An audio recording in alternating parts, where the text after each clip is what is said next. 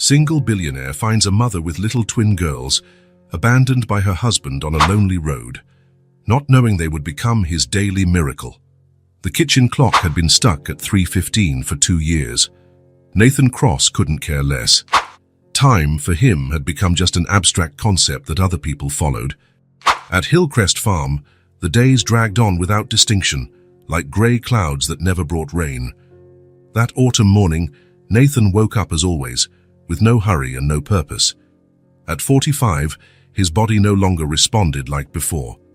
A persistent ache on the right side of his abdomen reminded him of the yellow envelope kept in the kitchen drawer, the one with the medical results he refused to discuss.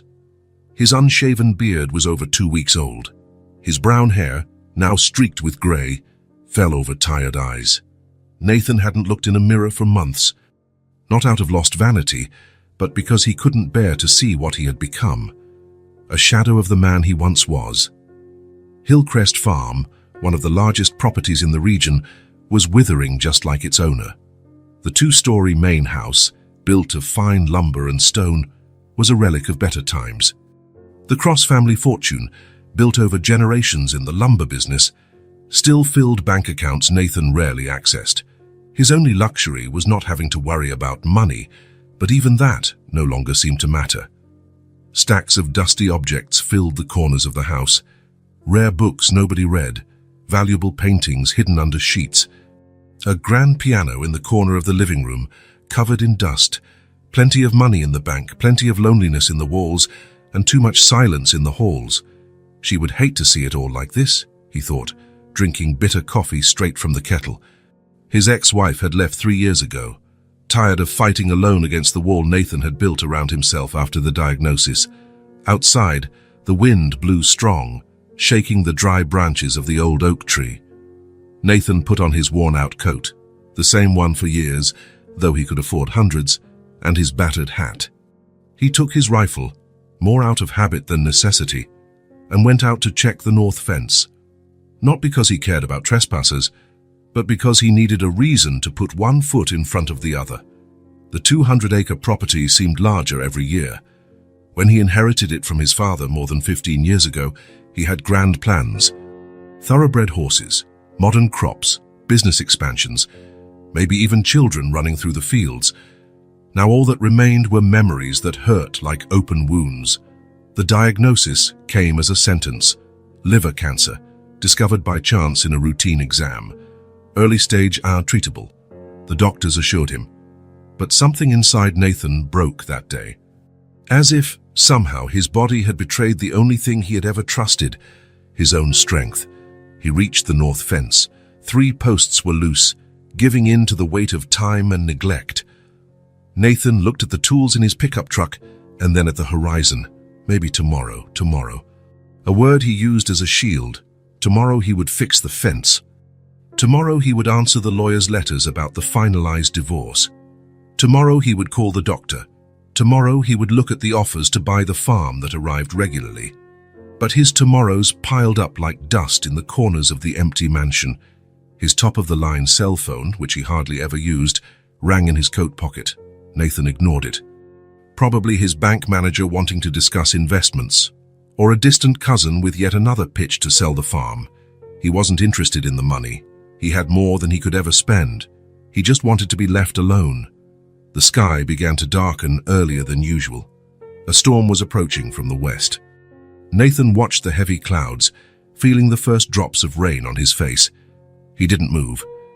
The cold water soaked through the worn fabric of his coat, but he stayed still, as though testing whether he could still feel anything. A distant rumble of thunder finally drove him back to the pickup. The old Ford F-150, its blue paint faded, groaned as he turned the key. He could have any imported car, but he preferred this one of the few things he still cared about. It was the only sound besides the radio breaking the farm's silence.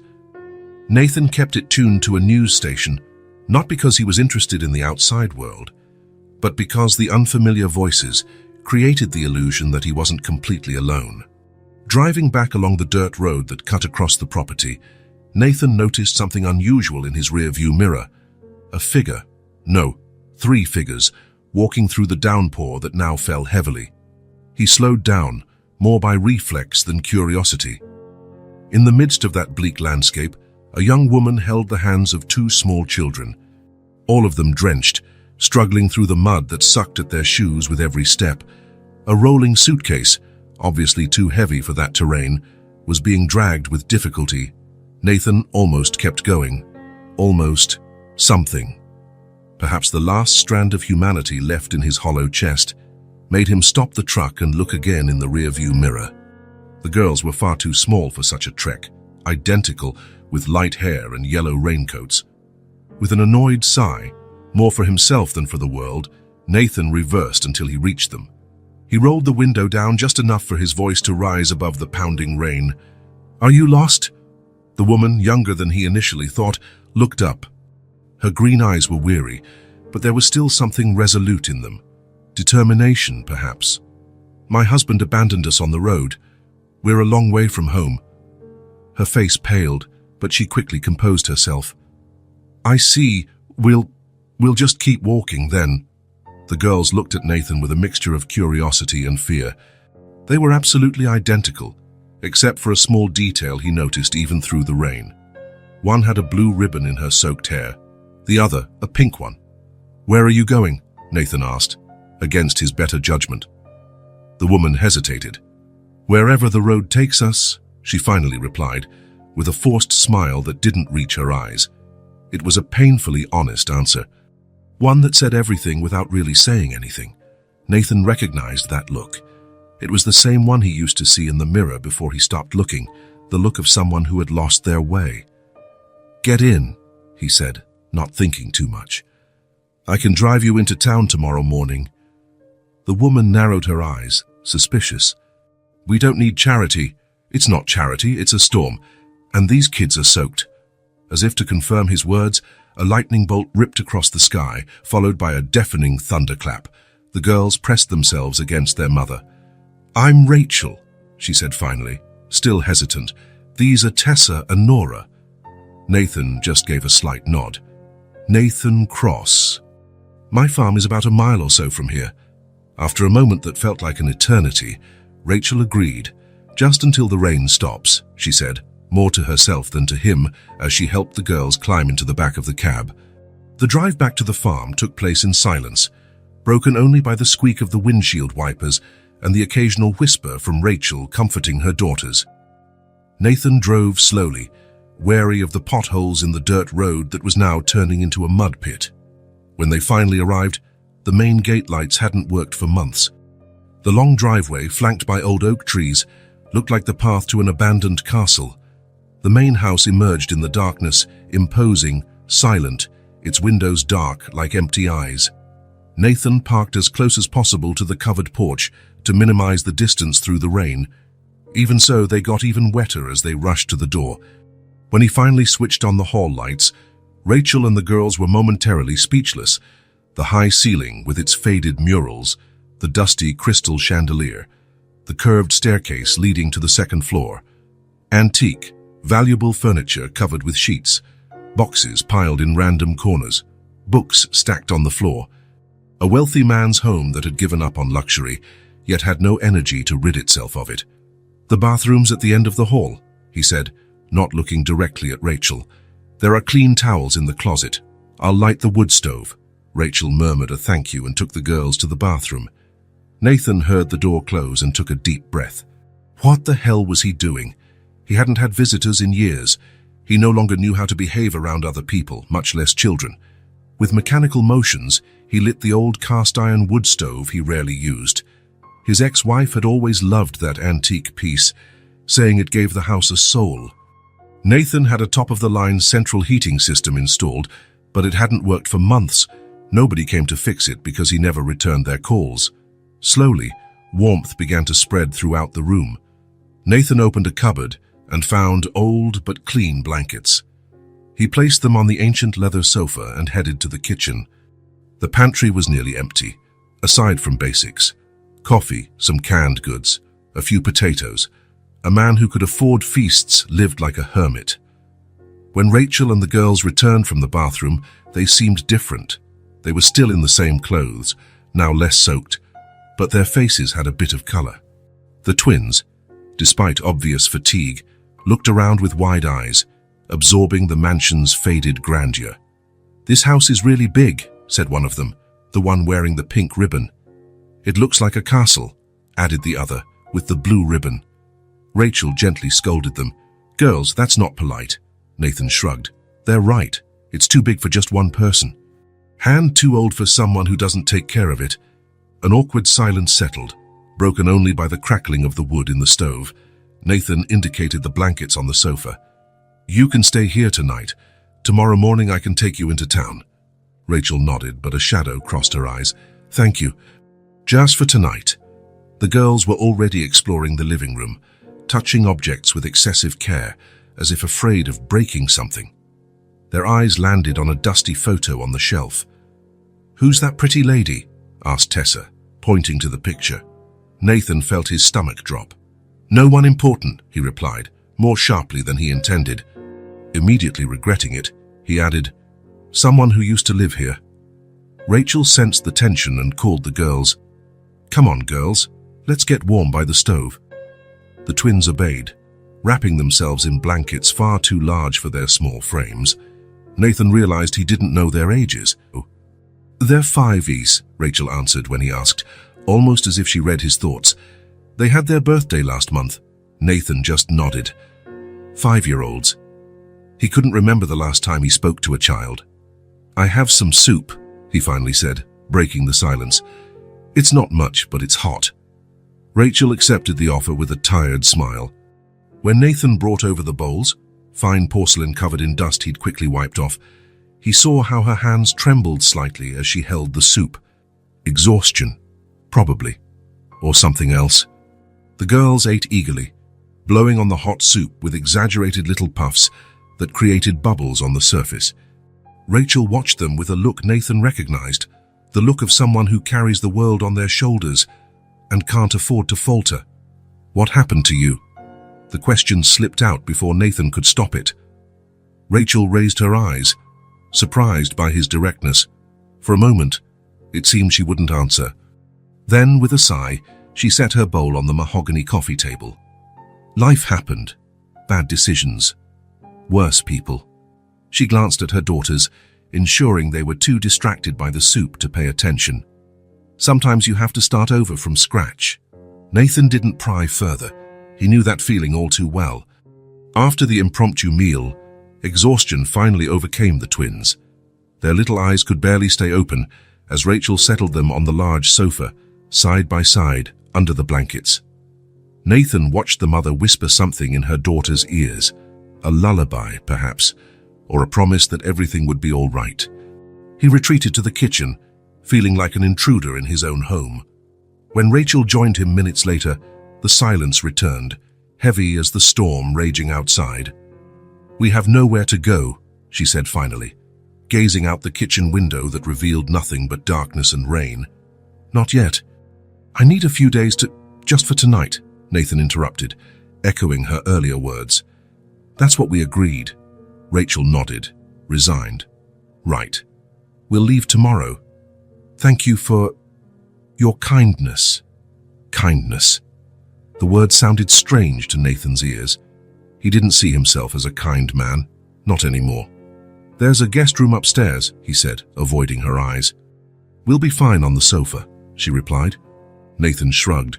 "Suit yourself."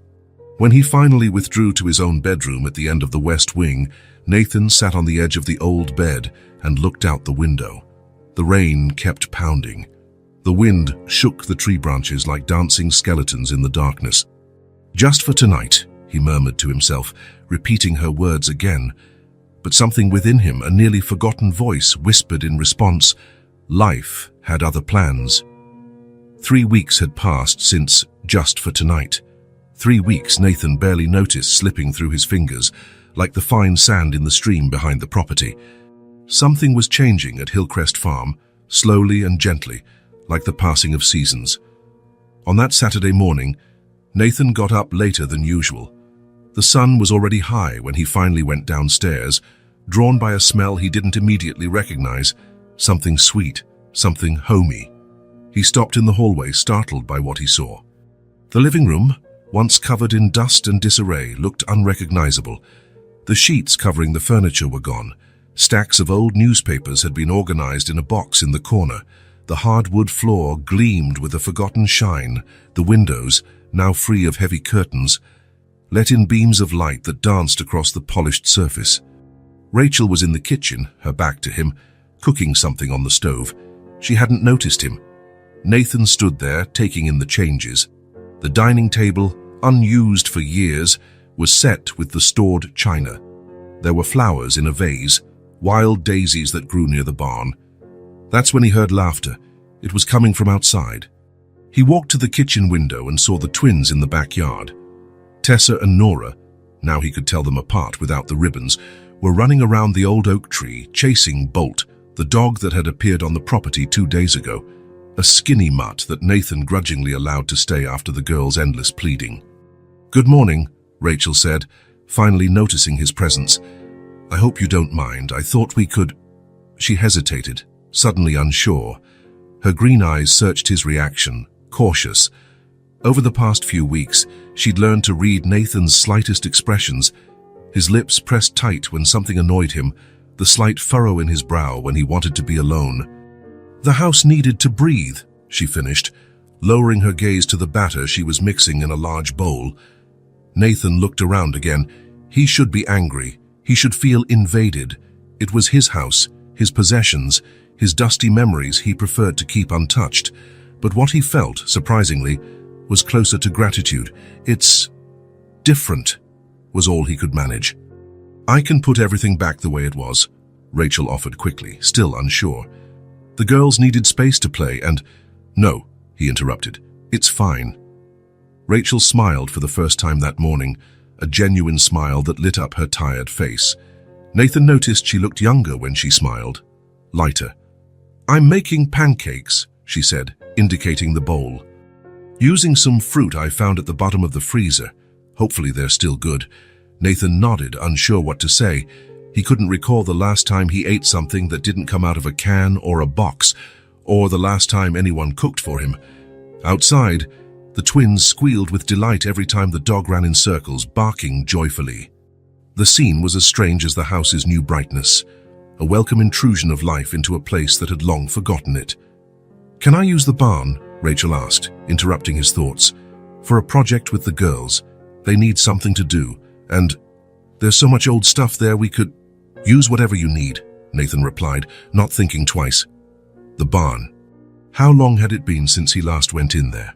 Years, perhaps. The place where he had stored everything he didn't want to see but couldn't throw away. His father's tools, his ex-wife's boxes, abandoned dreams in various shapes. "Thank you," Rachel said, returning her attention to the pancakes. "Coffee's ready if you want some." Nathan picked up a clean mug, cleaner than he remembered them being, and poured some coffee. The first sip surprised him. It wasn't the bitter, strong coffee he was used to. It tasted different, better. "I added a bit of cinnamon," Rachel explained, noticing his expression. "My grandmother always made it this way." Before he could respond, the back door slammed and the twins burst in like a small whirlwind, followed by the panting dog. Mr. Nathan, Mr. Nathan. Tessa, the more talkative of the two, dashed over to him, stopping inches away. "We found a huge frog near the pond, this big." She stretched her arms as wide as she could. "It wasn't that big," Nora corrected, more contained but just as excited. "But it jumped really far when we tried to catch it." "Girls, what did I say about running in like that?" Rachel scolded them gently. "And about bringing the dog inside." "Sorry, Mommy," they replied in unison, with rehearsed expressions of regret that only lasted a few seconds. "Mr. Nathan," Tessa continued, as though she hadn't been interrupted. "Can you show us where the frogs are? Bolt wants to hunt them."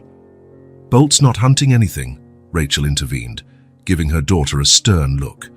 "And you two need to wash those dirty hands before breakfast." The girls looked at their muddy hands and then at Nathan, as if checking whether he had noticed. He almost smiled at their guilty expressions. "The creek," Nathan said, surprising everyone, including himself. "If you go where the creek bends, past the 3 big rocks, There's a shallow spot where frogs hang out in the summer. The twins' eyes lit up at this precious information, as though he had just revealed the location of buried treasure. "Can we go there after breakfast, Mummy?" Nora asked, already knowing the answer. "We'll see," Rachel replied in that tone mothers everywhere master, the one that's neither yes nor no, but keeps hope alive.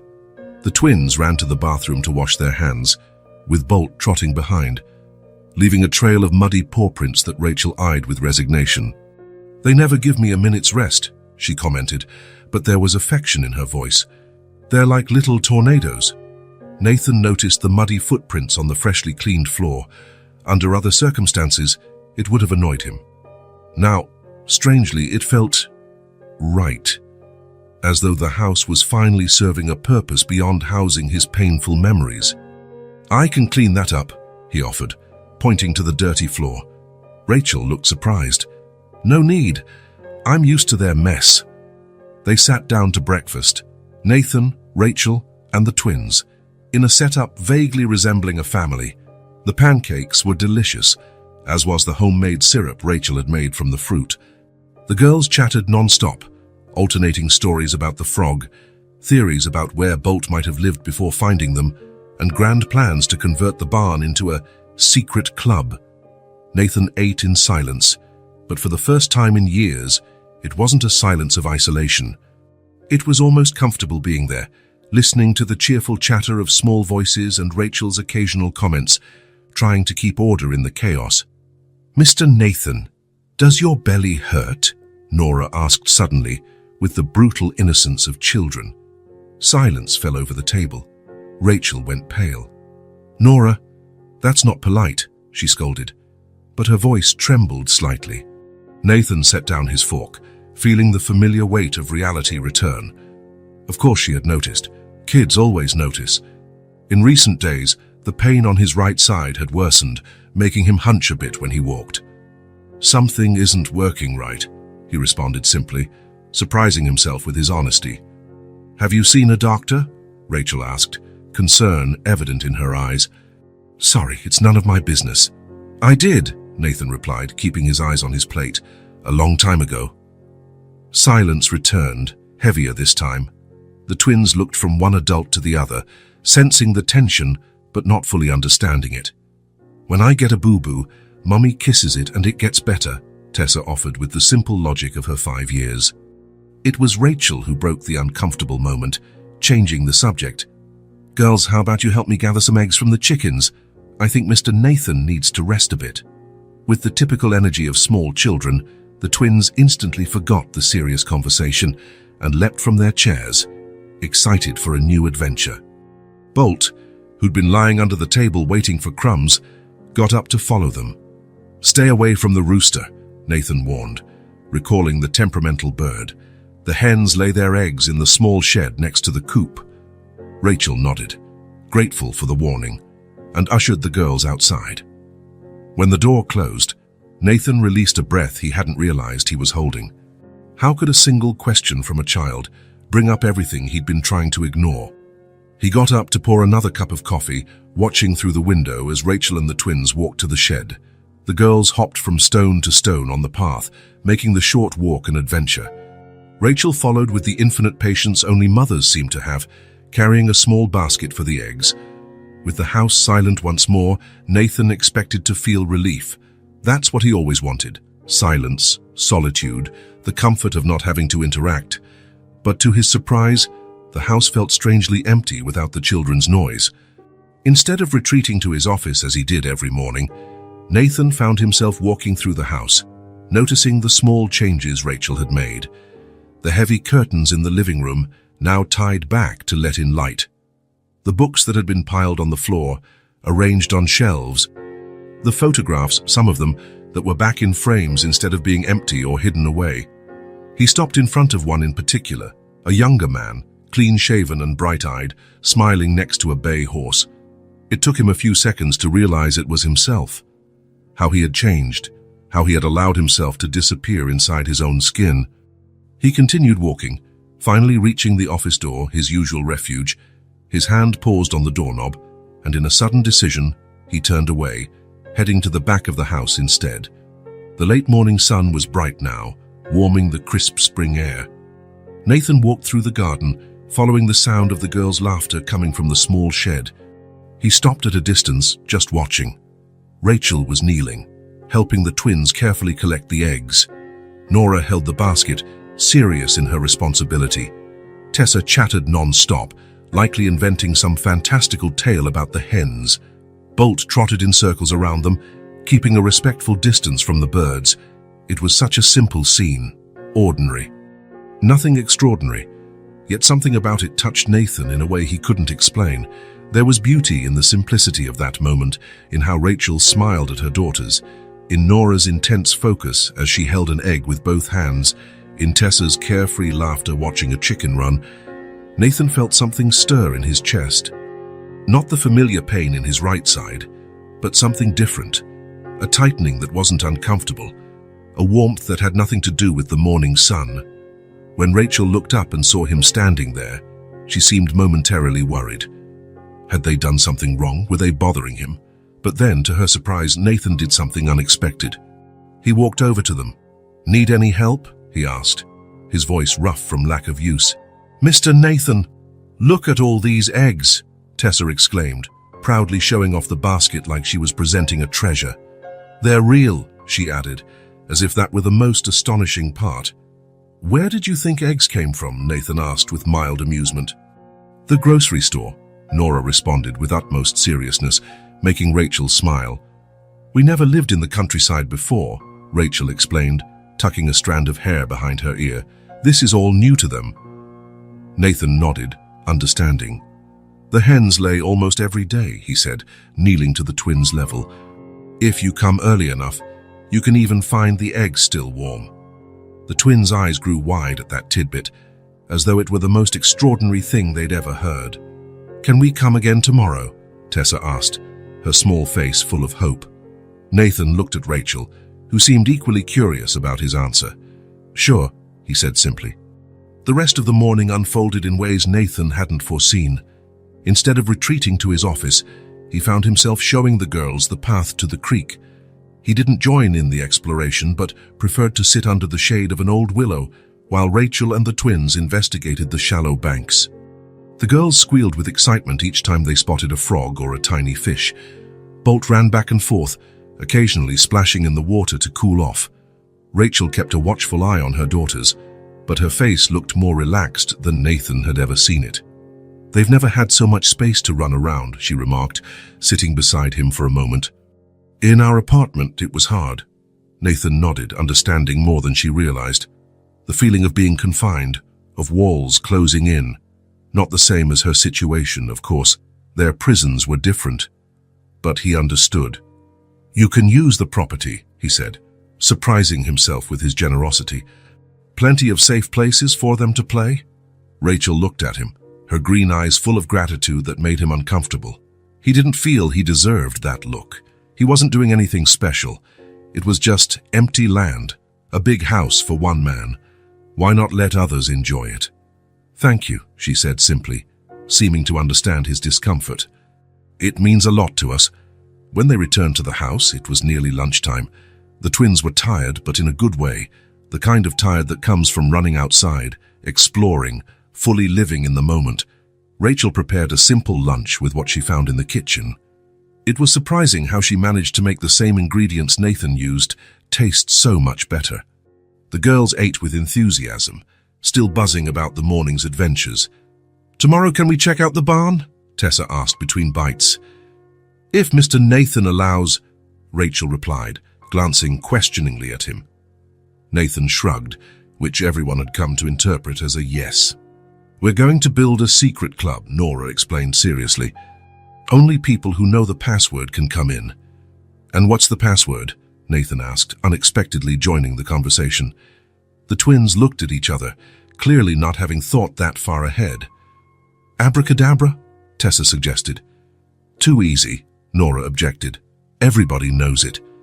"What about hopping frogs?" Rachel suggested, smiling at them. "No, Tess, it has to be something only we know," Nora insisted, frowning as she concentrated. "Hillcrest," Nathan said suddenly. The three of them stared at him, surprised. It's the name of the farm, he explained. Not many people know it. Hillcrest, Tessa repeated, trying the word. That sounds pretty. Hill means a small mountain and crest is the top, Nathan explained. The farm was built on the highest point in the area. So it's like a castle on a hill, Tessa exclaimed, enchanted by the idea. Something like that, Nathan agreed, almost smiling. Lunch ended, and the girls, exhausted from the morning's excitement, were led by Rachel for a nap. Nathan used the quiet time to finally head to his office. He sat in his worn leather chair, trying to resume his old routine. But something had changed. The sounds of the house were different now. Even in the girls' naptime silence, there was a presence that hadn't existed before. The occasional creak of a floorboard when Rachel moved upstairs, Bolt's soft snoring in the hallway, the faint clink of dishes being put away somewhere in the distance.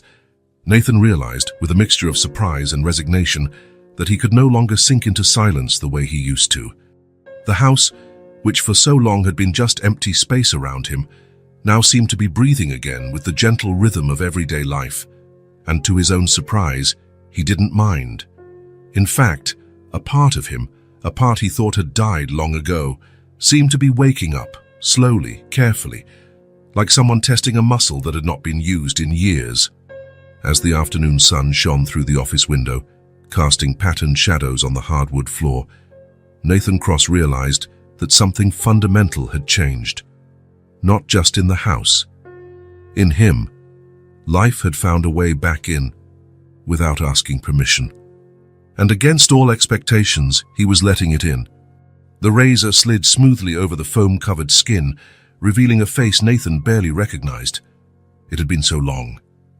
The grayish beard, grown uncontrollably for months, now fell in clumps into the porcelain sink. Each sweep of the blade exposed forgotten features. The strong jawline, the tiny scar near his left ear, a souvenir of a teenage horseback accident. The lines around his eyes now deeper, marks of an unkind passage of time. Nathan paused, examining the stranger in the mirror. Part of him, the part that had given up so long ago, wanted to stop right there, leave the job half done. After all, what difference did it make? But his hands kept going, methodical, precise, as though they had a will of their own. The hot water rinsed away the last traces of foam. Nathan ran his hand over his newly shaven face, the sensation almost alien after so long. It wasn't vanity that drove him. It was something deeper, more essential, a need to recognize himself again. When he finally left the bathroom, the morning sun was high. From downstairs came the now familiar sounds, the twins' laughter, Rachel's gentle voice, the occasional bark from Bolt. Those sounds, once intrusive, now formed a soundscape that somehow made the house feel more solid, more real. "Mr. Nathan!" Tessa exclaimed as he walked down the stairs. Her eyes widened in surprise. Your face disappeared." "It didn't disappear, silly," Nora corrected her, though she looked equally impressed. "He just shaved his beard." Rachel, who was setting the breakfast table, stopped what she was doing. Her gaze met Nathan's for a moment, surprise, approval, and something else he couldn't name.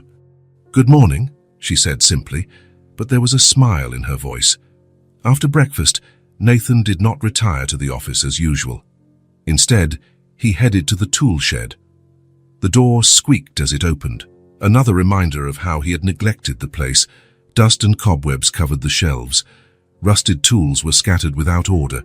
Empty buckets lay overturned in the corner. He began slowly, without overthinking it. First a broom to clear the dirt floor, then a damp cloth over surfaces. The tools, one by one, received attention, oil on hinges, sanding the blades, applying wax to wooden handles. Nathan lost track of time, hours perhaps. The sun shifted, casting different shadows through the open shed door. His hands worked patiently, rediscovering movements long forgotten. The wrench that belonged to his father shone again, the metal reflecting the sunlight. The saws, lined up by size, looked ready for use. The old blowtorch, now cleaned, waited patiently for the next job. Nathan sensed a presence. Turning, he found Rachel standing at the door, watching him. "Sorry to interrupt," she said. "The girls are asking if they can help you, Mr. Nathan." Before he could respond, the twins appeared behind their mother, eyes shining with curiosity. "What are you doing?" Tessa asked, always straightforward. "Organizing tools," Nathan answered, surprised at the natural ease in his own voice. "What for?" Nora wanted to know, as practical as ever. Nathan thought for a moment. "To fix the north fence," he finally said. After lunch, Nathan loaded the pickup with the necessary tools. The twins watched in fascination as he selected nails, a hammer, wire, and a pair of worn leather gloves. "Can we go?" Tessa asked, nearly bouncing with excitement. Nathan looked at Rachel, who was watching from the porch. "If your mom says it's okay," he replied, surprising himself. "Please, Mommy," the twins begged in unison, with that perfect synchronization only twins seem to master. Rachel hesitated, then nodded. "Be careful with the tools," she warned, but there was a smile on her lips.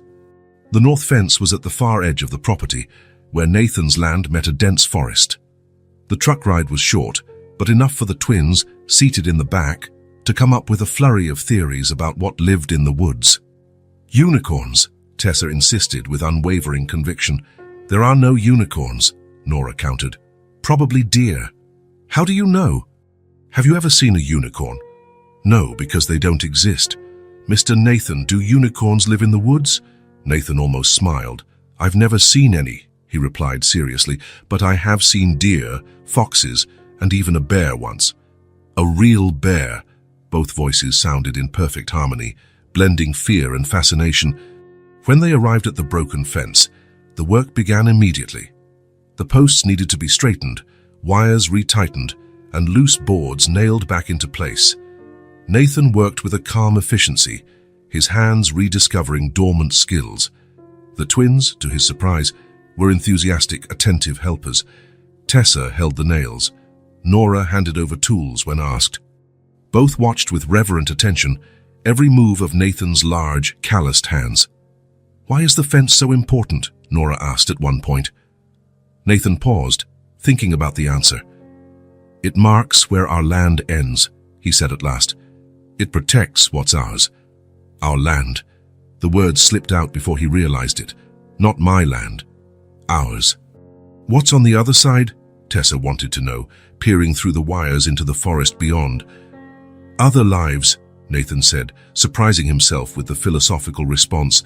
"Animals, trees, a world different from ours." The work went on until mid-afternoon. The hot summer sun made Nathan sweat, but it wasn't uncomfortable. It was honest sweat from labor, something his body remembered well, even after so much inactivity. When they finally finished, the fence stood firm again.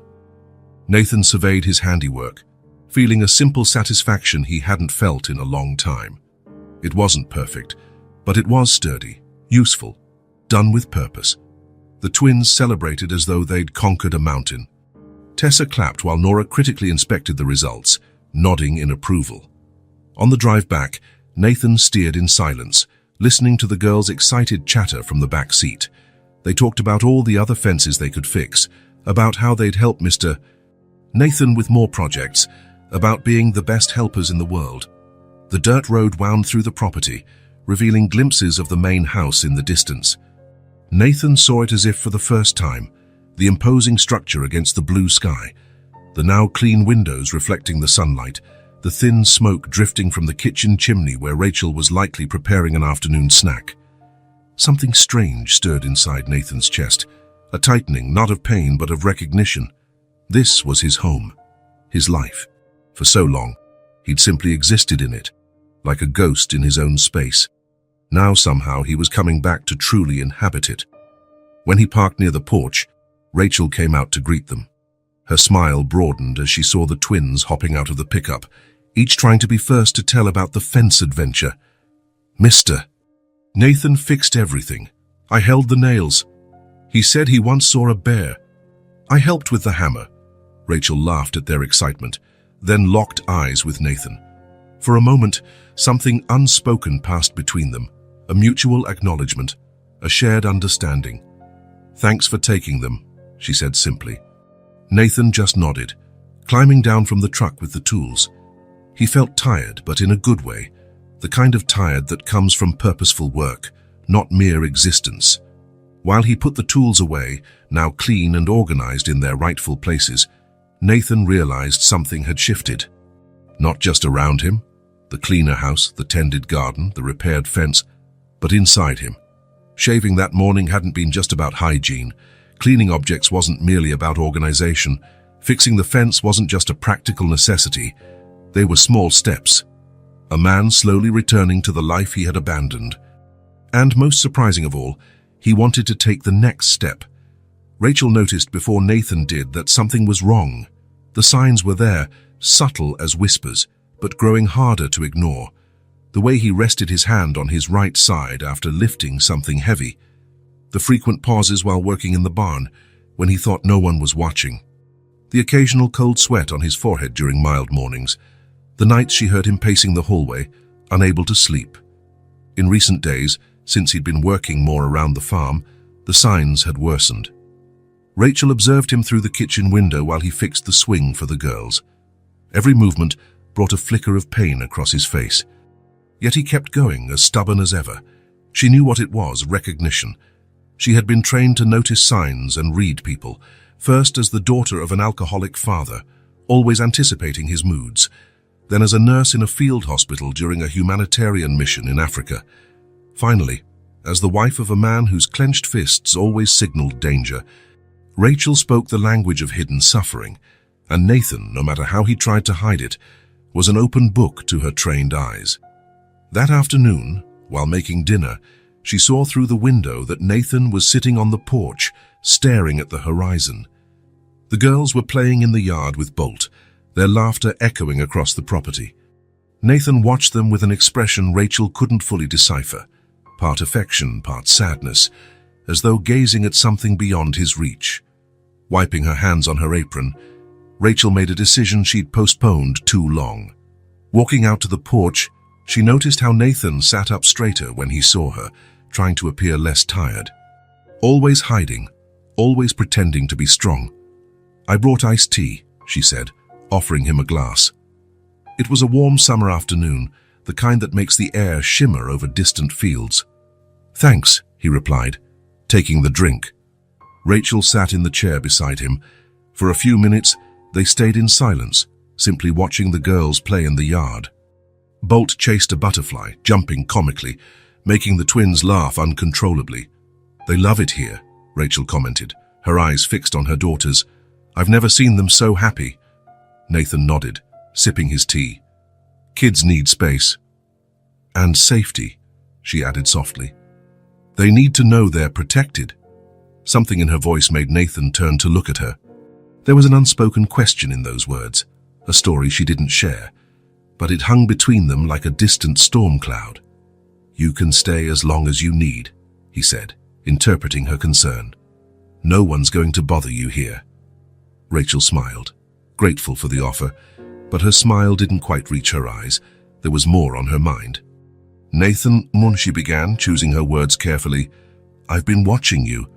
He stiffened slightly, his fingers tightening around the glass. "How long have you been sick?" she asked directly. The question hung between them, heavy like the air before a storm. For a moment, Rachel thought he would get up and walk away, as he usually did whenever conversation got too personal. But Nathan stayed seated, his eyes on the girls in the distance. "How did you know?" he finally asked, his voice lower than usual. "I'm a nurse," she replied, "or was before the twins. I worked in hospitals for years. I recognize the signs." Nathan looked at her, surprised by this revelation. In almost 2 months living under the same roof, there was much they still didn't know about each other. 3 years, he said at last, "a tumor in my liver. They found it by accident during a routine exam." Rachel nodded, taking in the information. "What stage?" "Early, when they first found it. Now?" He shrugged, a gesture that spoke volumes. "Have you done any treatment?" Nathan's silence answered for him. "Why?" she asked, no accusation in her voice, just genuine curiosity. Nathan took a deep breath, eyes still on the twins, who now sat in the grass making flower crowns. It was easier to talk while looking at them instead of Rachel. "My father died of cancer when I was 17, he began. 6 months of chemotherapy. He lost his hair, he lost weight, he lost his dignity. In the end, he didn't even recognize my mum. Rachel listened quietly, letting him have the space to continue. When the doctor said cancer, it was like someone flipped a switch inside me. Something shut down. Nathan took another sip of tea, his hand trembling slightly. All I could think about was my dad in the hospital, the tubes, the smell. I decided I wouldn't go through that. And your wife? A sad smile appeared briefly. She fought. She scheduled appointments I wouldn't go to, researched treatments, begged doctors to come see me at home. For 2 years, she tried everything. Until one day, she gave up, Rachel finished softly. I don't blame her, Nathan said, voice low. Who would want to stay with someone who'd already given up on himself? The sun was starting to set, painting the sky in orange hues. Shadows stretched across the lawn, and the air was cooling. Tessa ran after Bolt while Nora studied a line of ants on the ground. How is it now? Rachel asked. The pain, I mean. Nathan considered lying, as he often did to himself, but there was something in Rachel's eyes, a mix of understanding and resolve, that made lying impossible. Worse, he admitted, especially at night and after I do too much work. Have you seen a doctor recently? He shook his head. Not since she left. Rachel absorbed that in silence. Her gaze returned to the girls, who were now slowly walking back toward the porch, probably tired or hungry. Children notice things, you know, she said quietly.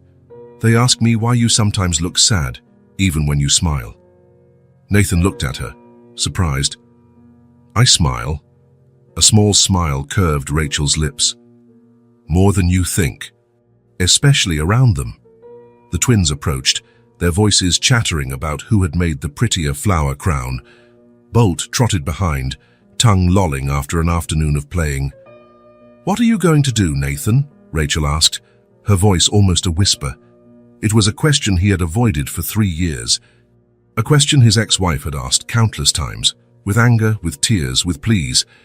But from Rachel, it sounded different. There was no judgment, just genuine curiosity about his intentions. I don't know, he answered honestly. I didn't think I'd live this long, to be honest. Rachel looked at him, her green eyes piercing.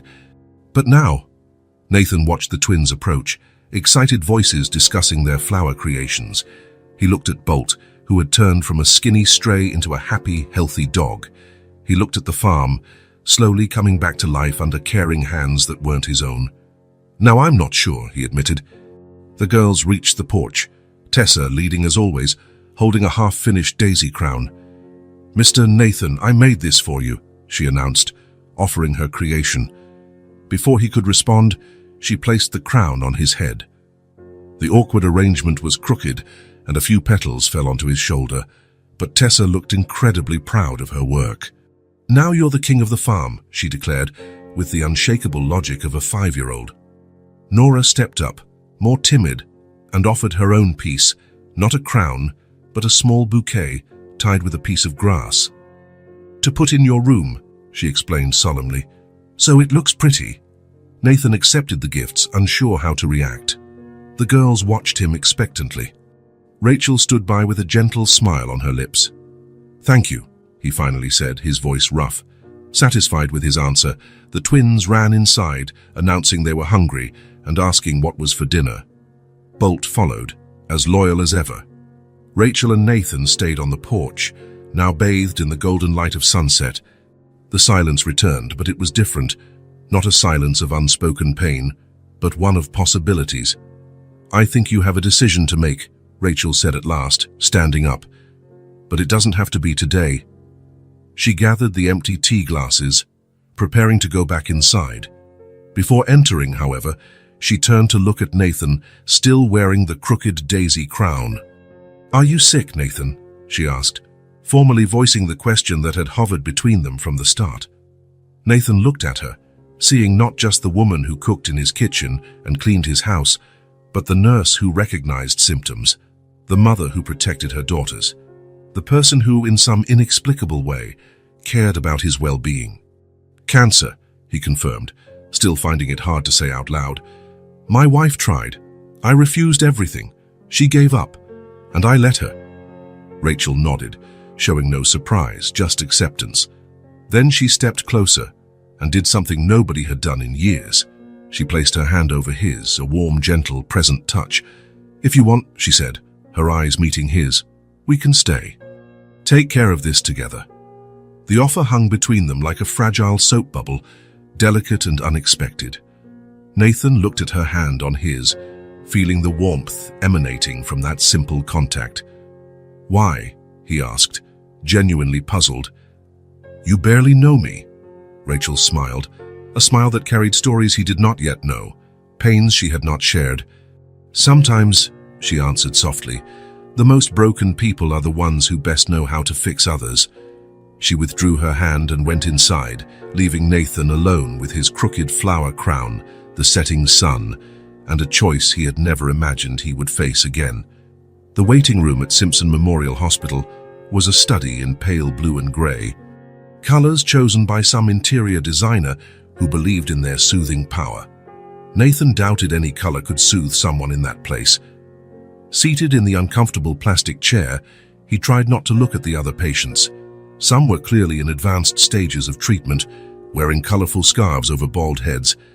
Others, like him, still appeared normal, if there was anything normal about being there. Mr. Cross, the nurse at the door, held a clipboard. She wore a kind but professional smile, the kind that promised nothing more than competence. Nathan stood up, feeling the familiar knot in his stomach. It wasn't exactly fear, more like resistance, as if every cell in his body protested. "We shouldn't be here. Do you want me to go in with you?" Rachel was seated beside him, flipping absent-mindedly through an outdated magazine. She didn't look at him as she asked, giving him the space to refuse without discomfort. "You can come," he replied, voice lower than usual. Together, they followed the nurse down the white corridor. The antiseptic smell brought back memories Nathan had tried to bury. His father in this very hospital, fading a little more with each visit. Doctors wearing carefully neutral expressions as they delivered bad news, wrapped in technical words. Dr. Harrison hadn't changed much in 3 years. Maybe a few extra grey hairs at his temples. The same thin-framed glasses. The same look that blended compassion with clinical objectivity. "Nathan," he said, standing to greet him. His glance shifted briefly to Rachel, a silent question. "Rachel Sullivan," she introduced herself, offering a handshake. "I'm helping Nathan." The doctor nodded, not pressing for details. After decades treating cancer patients, he knew relationships could take unusual shapes around illness. Friends drifted away, strangers became close, family changed form. "Well, Nathan, it's been quite a while," the doctor commented, settling back into his chair. 3 years, to be exact. Nathan only nodded, uncomfortable at the reminder of how many appointments he'd missed, how many calls he never returned. "We'll need new tests, of course, to see where things stand now." The doctor spoke calmly, as though Nathan was just another patient who'd missed a routine follow-up, and not someone who'd completely abandoned treatment. "But if you're here, I assume you're ready to talk about options." "I am," Nathan answered simply. Rachel stayed quiet by his side, her presence tangible. She wasn't there to speak for him or push him into anything, just so he wouldn't face this alone. The following days were filled with tests, blood work, scans, MRIs. Nathan's body was invaded by needles, scanners, and machines that buzzed around him. For each procedure, Rachel was there, sometimes in the same room, sometimes in the waiting area, always present when he walked out. At home, the twins sensed something was happening. Nathan was quieter than usual, spending more time on the porch, staring into the distance. But unlike before, his look wasn't empty. It was contemplative, as if doing complicated calculations in his mind. On the morning he was to receive his results, Nathan found Tessa in the garden, picking wildflowers. "It's for you," she said, handing him a small yellow daisy. Before he could thank her, she took the flower back, opened the hat she'd left on the bench, and placed the daisy inside. "So it'll stay with you all the time," she explained, with the unwavering logic of a 5-year-old. When he put on the hat, Nathan felt the flower against his hair. A reminder that No matter what the doctor might say that afternoon, there were small, beautiful things in the world worth noticing. Dr. Harrison looked serious when they entered his office. Over the last 3 years, the tumor had grown more than expected. It was now at an intermediate stage, bordering advanced. Still treatable, but the prognosis was less optimistic than when first discovered. "We'll need to be aggressive," the doctor explained. "Chemotherapy, to start. Depending on how the tumor responds, we might consider surgery to remove part of it." Nathan listened in silence, the hat with the hidden daisy resting on his knee. Rachel occasionally asked practical questions about schedules, side effects, and success rates, the sort of information he needed but couldn't bring himself to request. "When do we start?" Nathan finally asked, his voice surprisingly steady. "Next week, if that's acceptable," the doctor said, clearly relieved that Nathan was accepting treatment so promptly. "I'll refer you to Dr. Chen, our specialist in liver oncology." They left the hospital in silence. In the parking lot, before getting in the car, Rachel gently touched Nathan's arm. "It's okay not to be okay with this," she said. Nathan nodded, grateful she didn't offer empty optimism or cliched lines about fighting and winning. "I'm not sure it'll work," he admitted. "After all this time, we don't know," Rachel agreed. "But now you're not in this alone." His first chemotherapy session came sooner than Nathan expected. The treatment center was a large room with recliner chairs arranged in semicircles. TVs mounted on the walls played muted cooking shows. Nurses moved efficiently between patients, checking IV bags hanging from metal stands. Nathan sat in the assigned chair, trying not to think of his father, once in this very spot. The nurse found a vein, inserted the needle, then connected it to the tube, carrying medication meant to kill the cancer cells, hopefully without destroying too many healthy ones along the way. Rachel sat in the adjacent chair, a book open on her lap, but seldom turning a page. Now and then, she offered water or asked if he was comfortable, simple questions requiring only a nod or a shake of the head. The first side effects appeared 2 days later. A wave of nausea woke him in the middle of the night, sending him rushing to the bathroom. A weakness made his legs feel like cotton, an odd skin sensitivity, as though even the softest fabric chafed. On the third morning after the treatment, Nathan could barely get out of bed.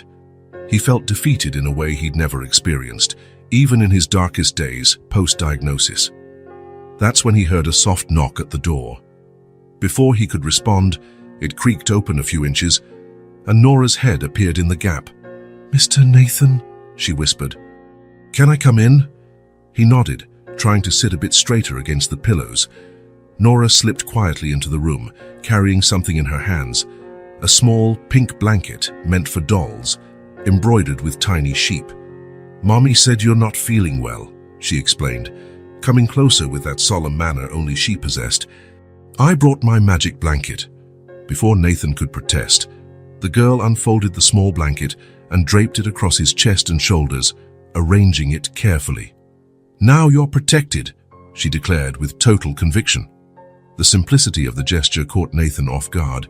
The blanket was ridiculously small for an adult man, hardly covering his shoulders. Yet the seriousness in Nora's eyes made it impossible not to accept her gift with equal gravity. "Thank you," he managed.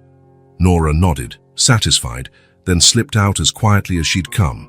Nathan lay there, looking at the tiny sheep-embroidered blanket. It was absurd. And yet, there was something comforting in the idea that he was protected, not from cancer or chemotherapy, but from the crushing sense of facing it all alone. The chemotherapy sessions continued, once every 3 weeks. Each brought its own challenges, days when Nathan could barely get out of bed, days when the world seemed tinted with a strange, almost radioactive glow, days when his stomach rebelled at anything but dry toast and weak tea.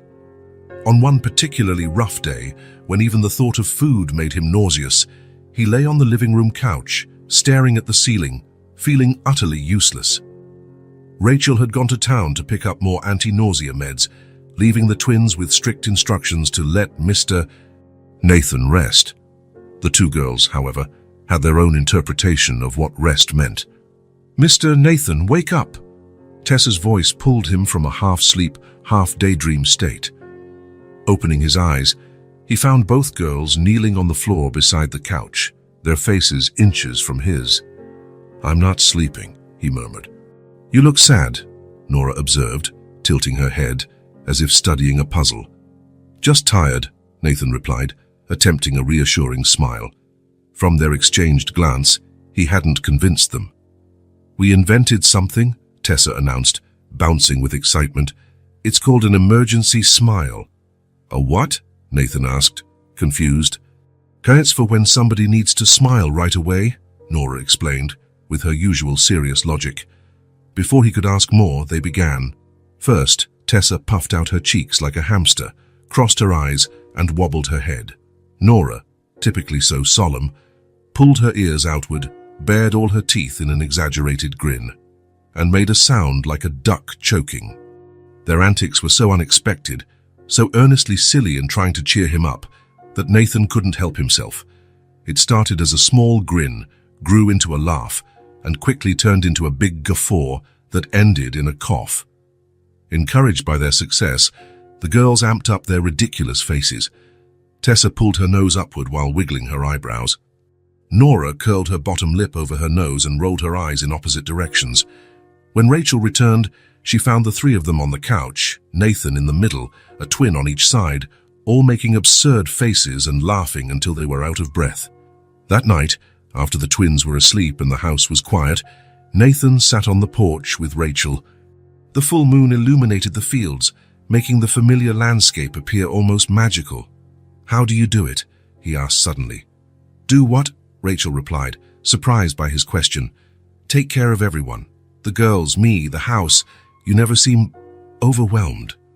Rachel smiled slightly, gazing at the moon. "Who said I'm not?" Nathan frowned, realizing he'd never considered that possibility. "I learned a long time ago," she went on, "that life doesn't wait for you to be ready for challenges. They just show up, and you handle them one day at a time." They fell silent for a while, watching the fleeting shadows cast by passing clouds. "The girls adore you, you know," Rachel said softly. Nathan didn't reply immediately. Being adored was a strange concept, especially by two tiny people who'd only known him a few months. "I don't know why," he finally said. "I haven't done anything to deserve it." Rachel chuckled quietly. "Children don't love based on merit, Nathan. They just love." He considered this, feeling the weight and lightness of that truth. All his adult life, he'd operated under a logic of effort and reward, hard work and results, cause and effect. But Tessa's flowers in his hat, Nora's protective blanket, their silly emergency smile faces, none of it followed that logic. It was offered freely, without calculation or expectation. The moon continued its journey across the sky. The silence between them felt comfortable now, no longer burdened by unspoken words. "I think I'm going to stay," Nathan said at last, his voice almost a whisper.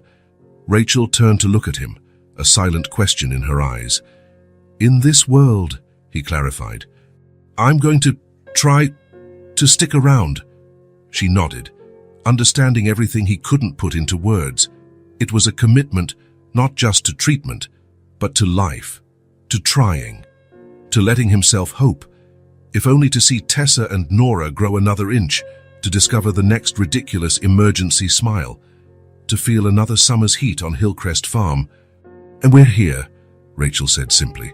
"As long as you want to stay, you won't be alone." And somehow, under that bright full moon, that felt like enough. Autumn arrived at Hillcrest Farm with a gentleness that seemed almost reluctant. The leaves took their time changing color, as if summer refused to leave. Mornings grew chillier, but the afternoon still held the warmth of waning long days. Nathan was having a good day. His chemotherapy cycles had created a new rhythm in his life, bad days followed by better ones, until the next treatment restarted the cycle. Today was one of the better days, with nausea giving him a brief reprieve and some of his energy returning. Rachel had suggested they use it to organize what she politely called areas needing attention in the house. In reality, these were spaces Nathan had left untouched for years, collecting dust and memories in equal measure. "That guest room at the end of the hall is full of boxes," Rachel mentioned at breakfast. "The girls are growing up. They'll soon need their own space." It was a request disguised as a suggestion. In all the months they'd lived there, Rachel never made changes to the house's structure without asking him first. The twins still slept in the room next to hers, but it was getting cramped for 2 active children. "We can look through what's in there," Nathan agreed, surprising himself with his willingness. After breakfast, while the girls played in the yard under Bolt's watchful eye, he took his guard duties seriously. Nathan and Rachel went upstairs. The East Wing hallway, as Nathan called that part of the house, had remained mostly shut since his ex-wife left. The guest room was the last one on the right. The door creaked when Nathan opened it, a sound from something unused for too long. The air was stale, carrying that unmistakable scent of a place sealed off for years. The light spilling in revealed a medium-sized room with a single bed pushed against one wall. Stacks of cardboard boxes surrounded it, some labeled in Margaret's neat handwriting, others sealed with no indication of their contents. "Didn't realize there was so much stuff here," Nathan muttered, mostly to himself. "Want me to help? Or would you rather do this alone?" Rachel asked, sensitive to the possibility that he might need privacy. Nathan hesitated. He wasn't sure what he'd find in these boxes. Memories, likely. Not just items but moments frozen from a former life that felt like it belonged to someone else. "You can help," he decided. "But if I get weird, don't take it personally." Rachel smiled in understanding. "I have 3 older brothers. I grew up being shooed away whenever they didn't want me around. I can handle weird." They started with the boxes nearest the door. Most contained mundane items, old books, seasonal decorations never reused, some winter clothes. They worked in companionable silence, Rachel setting aside anything potentially useful, Nathan occasionally recounting the story behind a particular object. "This belonged to my grandfather," he said, holding up a silver pocket watch. "It never worked in my time, but he carried it anyway." After an hour, they'd made steady progress. Empty boxes now formed a stack in the hallway. The room was beginning to look more spacious. Then Nathan reached a built-in closet on the wall opposite the window. The door was slightly warped, making it hard to open. "Might need a bit of force," he said, pulling the rusty knob. With a protesting screech, the door finally gave way, revealing dusty shelves. At the top were old shoeboxes. On the middle shelves, photo albums and folders. On the lower shelf, a carved wooden box Nathan recognized immediately. It was his father's wedding gift to him, a handmade box meant to store important things. As old Mr. Cross had explained, Nathan carefully lifted it, blowing off the dust. "It's beautiful," Rachel remarked, admiring the delicate oak leaf carvings on the lid. Nathan nodded, running his fingers over the familiar pattern. "My father made it. He had a knack for woodwork." He set the box on the bed and opened the lid. Inside, as expected, were important documents, a marriage certificate, now void, old insurance policies, deeds to properties sold long ago. He thumbed through them absently, not really reading, until his fingers found an envelope he didn't recall placing there. It was a simple white envelope, unaddressed and unstamped, just his name on the front, written in Margaret's unmistakable handwriting. Nathan felt a heavy sensation in his stomach that had nothing to do with chemotherapy. "I'll go check on the girls," Rachel said softly, sensing he'd found something personal. "I'll be back in a few minutes." He barely noticed her leave, the door gently clicking shut. The envelope felt as heavy as lead in his hands, though it was just paper, a letter from Margaret, one he'd never seen. With slightly trembling fingers, he opened the envelope. The paper inside was folded with precision, like everything Margaret did.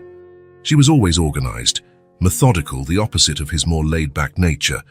Before the illness, anyway, he pulled out the letter and began to read. "Nathan, I spent 5 years trying to save a man who doesn't want saving. I scheduled your appointments, researched treatments, begged, shouted, cried. You chose to die while still alive. I can't breathe in this house anymore, where even the air seems to have given up. I hope someday you understand I'm not abandoning you. I'm saving myself. Just know that I loved you. Margaret." The words hit him like a physical blow. Not because of what they said, he'd known why she left, but because of the date at the top, 3 days before she actually walked out.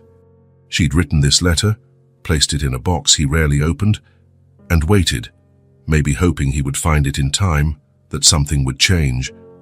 But he hadn't found it. Not until now, 3 years later, when his life had already collapsed and, astonishingly, begun to rebuild in ways he never could have imagined. "Just know that I loved you." That last line felt almost like a confession, something hard to admit after all the resentment, a glimpse of the Margaret he'd known before the illness created a chasm between them. Nathan felt something hot on his face, realizing with surprise that he was crying. He couldn't remember the last time he'd cried, maybe at his father's funeral so many years ago, or perhaps the day he received his diagnosis alone in the doctor's office, when the reality of his mortality finally pierced the fog of denial. The tears came silently, simply flowing like a dam giving way after too much pressure. They weren't just for Margaret or the lost marriage. They were for everything. The wasted time, the years living like a ghost in his own life, the man he once was and had allowed to slip away. The letter trembled in his hands. "You chose to die while still alive." Those harsh but true words echoed in his mind. That was exactly what he'd done. It wasn't the cancer that killed him. It was his decision to withdraw, to shut people out, to refuse any helping hand. Nathan closed his eyes, letting the tears continue unimpeded. There was something strangely freeing in this quiet weeping, as though he was finally letting himself grieve not just Margaret's departure, but everything he'd lost along the way. When the tears finally subsided, he carefully refolded the letter and slid it back into the envelope. Not with anger or bitterness, but with a new understanding. Margaret had done what she needed to survive. He couldn't blame her for that. The door opened quietly. Rachel stood there, her face a blend of concern and hesitation. "Are you all right?" she asked softly. Nathan raised his eyes, not bothering to hide the tear stains on his cheeks. "No," he answered honestly, "but I will be." Rachel nodded, understanding without demanding explanations. She approached and sat beside him on the bed, not touching him, just being there. "I found a letter," he said after a moment, "from Margaret, my ex-wife, written just before she left. Do you want to talk about it?" Nathan looked down at the envelope in his hands. "She said, 'I chose to die while still alive,' and she was right." The silence that followed held no discomfort, only respect. Rachel waited, letting him continue if he wished. "I refused treatment, pushed people away, shut myself in this house. I was dying long before the cancer got worse." Rachel placed her hand gently on his, a light touch almost imperceptible, yet comforting in its simplicity. "It's strange," Nathan said, staring out the window at the autumn sky. "I needed to read these words now, not before. I wouldn't have understood them then. Some truths only make sense when we're ready to hear them," Rachel observed. Nathan nodded, sensing the wisdom in her simple statement. He looked again at Margaret's neat handwriting on the envelope. She had tried, in her own way. She had loved him in her own way. "It took me so long to wake up," he said quietly. "I lost so much time." "But you're awake now," Rachel answered simply. "That's what matters." Outside, the twins' laughter floated through the air. Life went on, insistent as ever. New beginnings rose from the remains of the old. Carefully, Nathan placed the letter back into the wooden box. Not to forget it again, but to keep it in its rightful place, in the past. Acknowledged but no longer defining his present or future. "Shall we keep going?" he asked, indicating the rest of the room that still needed sorting. Rachel smiled, that gentle smile that had become part of Nathan's daily life, and nodded. Together, they returned to their task of clearing space, not just in that room, but in life, for whatever lay ahead. A cloud of dust heralded the visitors' arrival before the engine could be heard. Nathan was on the porch, enjoying a rare good day between chemo cycles. Across the yard, Rachel and the twins were picking tomatoes in the garden they'd planted in the summer. The car pulled up abruptly, tires skidding on loose dirt. A grey sedan, not a local vehicle. The door flew open, slammed shut with unnecessary force. A tall man with short dark hair stepped out, wearing jeans, a t-shirt, and a worn leather jacket. His shoulders were tense, his fists clenched as he advanced. Nathan glimpsed Rachel standing up in the garden, going rigid at the sight of the newcomer. In a swift move, she pulled the girls down, hiding them behind the plants. "Where is she?" the man shouted, striding up the driveway. "I know they're here." Nathan descended the porch steps slowly, feeling a curious calm settle over him. Bolt came charging around the side of the house, barking furiously at the perceived threat. "Can I help you?" Nathan asked, his voice steady. "Don't play dumb," the man snapped, bloodshot eyes scanning the property. The smell of alcohol clung to him. "I know Rachel's here with my daughters." A chill ran down Nathan's spine. This was Kyle, Rachel's ex-husband, the man who'd abandoned them on the road months before. "I think you should leave," Nathan said, standing between Kyle and the garden. "Rachel!" Kyle bellowed, ignoring Nathan. "I know you're out there. Show yourself." "Bolt, quiet," Nathan commanded. The dog stopped barking but stayed alert, growling under his breath. "Look, I don't know who you are," Kyle snarled, eyeing Nathan from head to toe. "But that woman and those kids are my family. She has no right to keep them from me after what she did. I helped them." "You left them on the side of the road," Nathan answered, not budging an inch. Kyle's eyes narrowed, then widened again in a cruel smile. "That's the story she told you, huh? Made you into a fool. Where is she? Stop hiding." "You should get back in your car and leave," Nathan repeated. "Now." Kyle took a step closer, dangerously near. "You ruined my life," he growled. "Drove me away. Now you've got my family." Nathan realized the man was drunk. His eyes struggled to focus and his hands shook slightly. "I won't say it again," Nathan said quietly. "Leave." "They're mine," Kyle shouted, his face reddening. "My family. You're nothing. Some dying old man she found to replace her husband." For a moment, it seemed he would charge. Nathan braced himself, uncertain if he had the strength to fight but determined to protect Rachel and the girls. Then, as abruptly as he arrived, something shifted in Kyle's expression. He looked around as if realizing where he was and what he was doing. "This isn't over," he muttered, retreating to his car. "I'll be back. With the cops. With lawyers. I'm taking my daughters." Nathan stood unmoving until the car disappeared down the road, the dust clouds slowly settling. Only then did he turn toward the garden. Rachel emerged from her hiding place, the twins clinging to her. 3 pale faces, all grim. No tears, just a frightening calm that spoke more than crying ever could. Nathan noticed something unsettling: the silence. Tessa, normally so chatty, was completely mute. Nora, usually serious but never truly afraid, had wide, watchful eyes. They didn't run to Kyle. They didn't cry out for their father. They showed no sign of recognition or longing, only fear, silent, contained, clearly familiar to them. "You okay?" Nathan asked as they walked back to the porch. Rachel nodded briefly, guiding the girls inside. "Let's go in." In the living room, she sat the twins on the couch, kneeling in front of them. "It was just a scare," she said, her voice forcibly calm. "Everything's fine now. He's gone." "Is he coming back?" Nora whispered. "Don't worry about that right now," Rachel answered, tucking a strand of hair behind her daughter's ear. "We're safe here. I'll make some hot chocolate," Nathan offered, grasping for normalcy. Hours later, with the twins finally asleep, Rachel joined Nathan on the porch. The night sky glittered with stars, and the chilly air hinted at the coming winter. "I'm sorry about all that," she said into the silence. "I don't know how he found us." "Was he always like that?" Nathan asked. Rachel inhaled deeply, her eyes on the stars.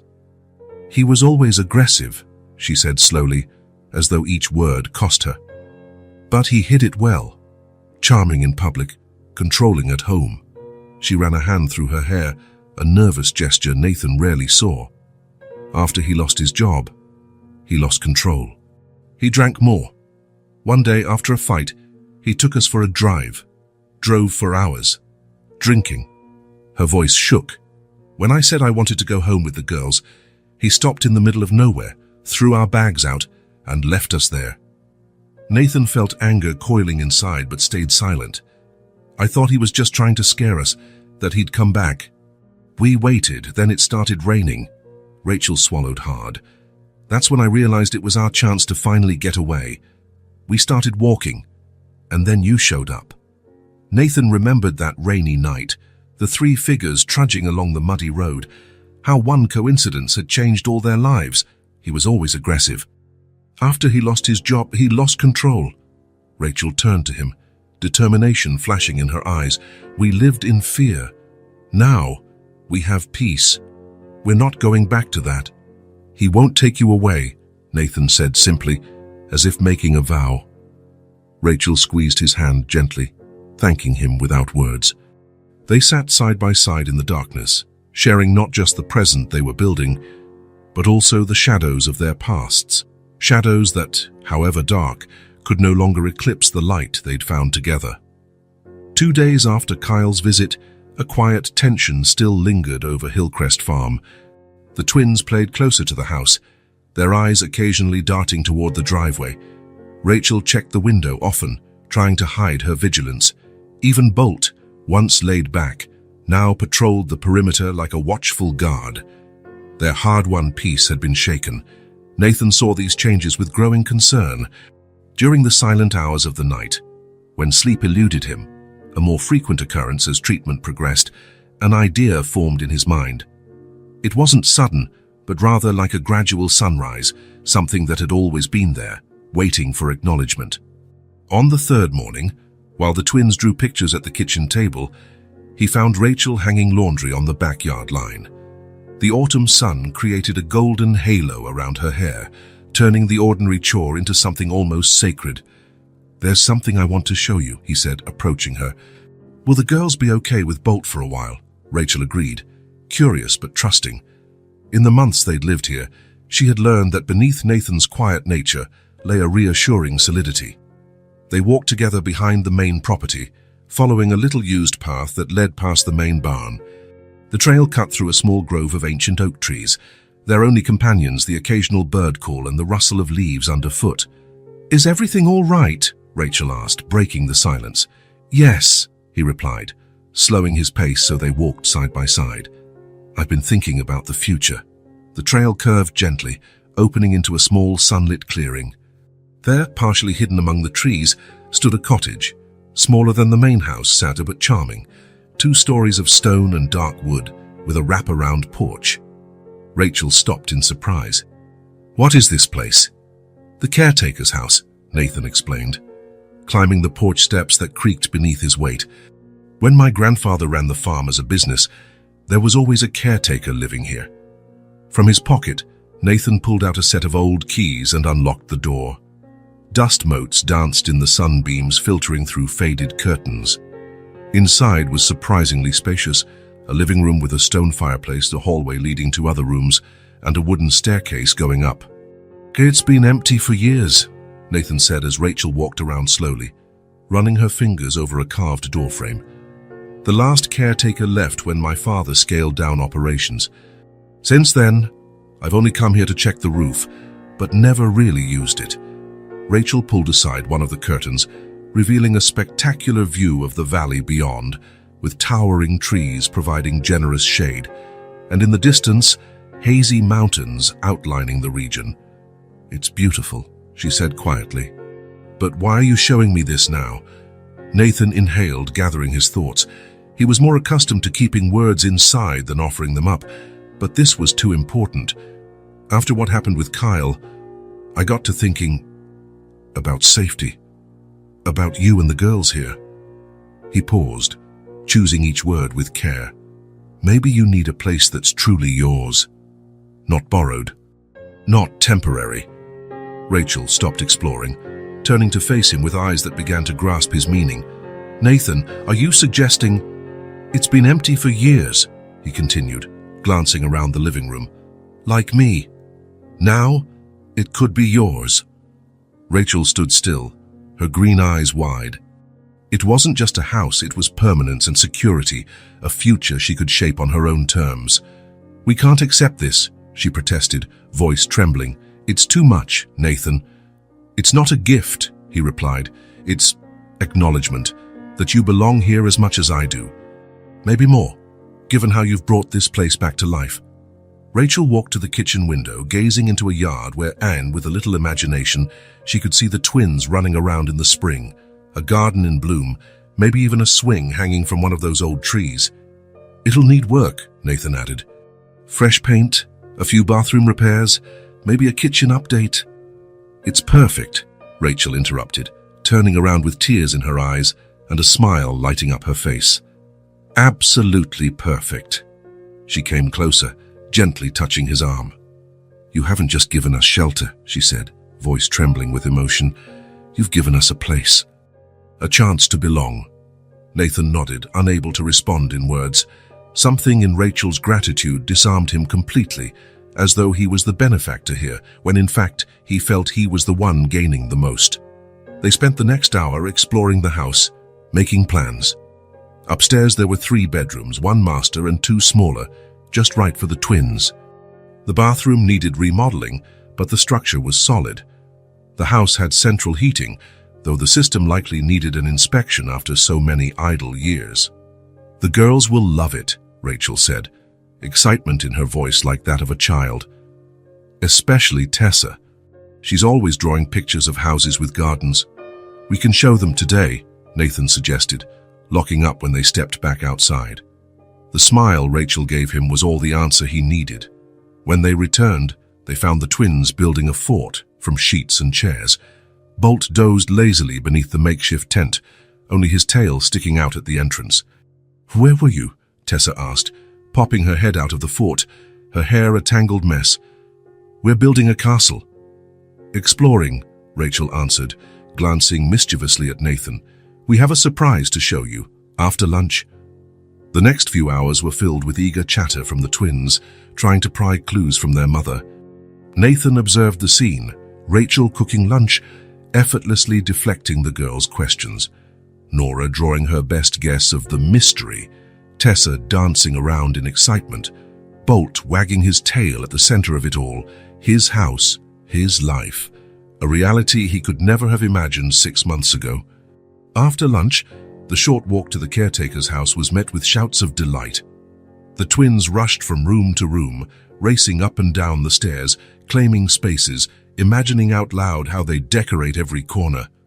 "This will be my room," Tessa announced, barreling into one of the upstairs bedrooms. "No, mine," Nora argued, right behind her. "You can share like you do now," Rachel suggested, mediating gently. "What about when we're big?" Tessa asked, earnest. Nathan couldn't help but smile. "When we're big." A casual assumption of continued time, of a future, a notion that warmed something inside him. "We'll figure that out when you're older," Rachel replied. "Meanwhile, we've got a lot to do before this place is move-in ready." "Can we paint it purple?" asked Tessa, already planning. "Maybe a very light purple," Rachel compromised, sharing an amused look with Nathan. "Can we build a swing in that tree?" Nora asked, pointing through the window at an old oak. "Sure," Nathan replied. "We can build it together." It was like a floodgate had opened. Suddenly everyone was talking at once. Rachel about curtains and furniture, Tessa about colors and decorations, Nora about books and art corners. Nathan watched them, amazed at the transformation. The fear Kyle's visit had cast was being replaced with hope. They spent the afternoon in the little house, measuring spaces, discussing colors, making plans. The tension of the last few days melted away, replaced by anticipation of a new beginning. "How long until we can move in?" Tessa asked as they headed back to the main house at sunset. "We need to do some renovations first," Rachel explained, "but maybe in a few weeks." "Will Mr. Nathan visit us?" Nora asked abruptly, her voice small and serious. A brief silence fell. It was a question that revealed a deep worry, the fear of distance or loss, that Nora, so observant, had picked up. "You won't be far," Nathan reassured softly. "It's just on the other side of the property. We can see each other every day." "Will we still have breakfast together?" Tessa persisted. "And lunch and dinner anytime you want," he promised. "The big house will always be open for you." That seemed to placate them, and they resumed chattering about the new place. When they arrived, the twins were tired but glowing with excitement. Rachel took them for baths while Nathan put the kettle on for tea. The simple ritual, boiling water, choosing herbs, preparing cups, felt comforting in its ordinariness. Later, after the twins had gone to bed, a process that took longer than usual, with extra stories and more questions about the new house, Rachel joined Nathan in the kitchen. "Thank you," she said simply, accepting the cup of tea he handed her, not just for the house bit, but for everything. Nathan nodded, aware that words wouldn't suffice. They shared a comfortable silence for a while, each absorbed in their own thoughts. "I'll check on the girls before I turn in," Rachel said eventually. "Good night, Nathan." "Good night, Rachel." She paused in the doorway as though wanting to say more, but merely smiled, a smile full of unspoken promises, and headed upstairs, leaving Nathan alone. He stayed in the kitchen, his own tea forgotten. Through the window, he watched the stars begin to emerge in the darkening sky. Life had quieted again, returning to the gentle rhythm of farm nights. In the silence, his thoughts roamed. He recalled the twins' laughter exploring the house, the light in Rachel's eyes as she made plans, the smell of the bread she'd baked that morning. He thought of Margaret's letter, at last understood and accepted. He reflected on the man he'd been, isolated, embittered, slowly fading, and the man he was becoming, someone who offered more than just a roof, who, even while sick, chose life. "Life is still worth it," he murmured to himself, watching the stars, slowly, quietly, but worth it. And the truth of those words resonated with a certainty he hadn't felt in years. He didn't know how much time he had left. The doctors were cautiously optimistic, but cancer was unpredictable. What he did know, with a clarity he'd lacked before, was that he wanted every day he could get. He wanted to see the twins grow, help Rachel plant that garden, feel the sun on his back while working the land. He wanted to keep living. The next morning, a peculiar calm enveloped Hillcrest Farm, the kind of stillness that comes from presence, not absence. The sky was a deep blue, cloudless. The crisp air smelled of damp earth and the last autumn flowers. Nathan sat on the porch, taking in the view. Rachel was kneeling beside a side flower bed, planting small lavender bushes. Her hands moved with practiced gentleness, tucking the roots into the soil, covering them with care. The twins played on the lawn with Bolt. Tessa, as usual, had invented an elaborate game with ever-changing rules. Nora participated with earnest seriousness, occasionally correcting her sister when she forgot her own rules. Nathan ran a hand over his recently shaved face, marveling at how much lighter he felt today. Maybe it was the sun on his shoulders, maybe the scene unfolding before him, maybe the acceptance of his place in this unexpected world. Tessa's laughter rang out as Bolt tried to catch a ball. She dashed over to Nathan, her cheeks flushed with excitement. "Mr. Nathan, did you see how high Bolt jumped?" she asked, clinging to his chair. "I sure did," he replied, smiling. "He's getting good at it." Tessa lingered, studying him with the frank curiosity only children have. Then, as if reaching some grand conclusion, she declared, "It's nice to be here." The simplicity of that statement touched something deep inside Nathan. It was exactly that, a sense that despite everything, despite the illness, the ghosts of the past, the uncertainties of the future, this was a good place to be. "This is where I learned to stay," he answered, surprised at the truth he discovered in his own words. Tessa grinned, satisfied, and ran back to Nora and the dog, resuming their interrupted game. Rachel stood up, brushing dirt off her hands. Her eyes met Nathan's across the garden. She smiled, a smile that started small, almost shy, and slowly blossomed like a flower in the sun. Nathan returned it, unhurried. A soft breeze rustled the leaves, creating shifting patches of light and shadow on the grass.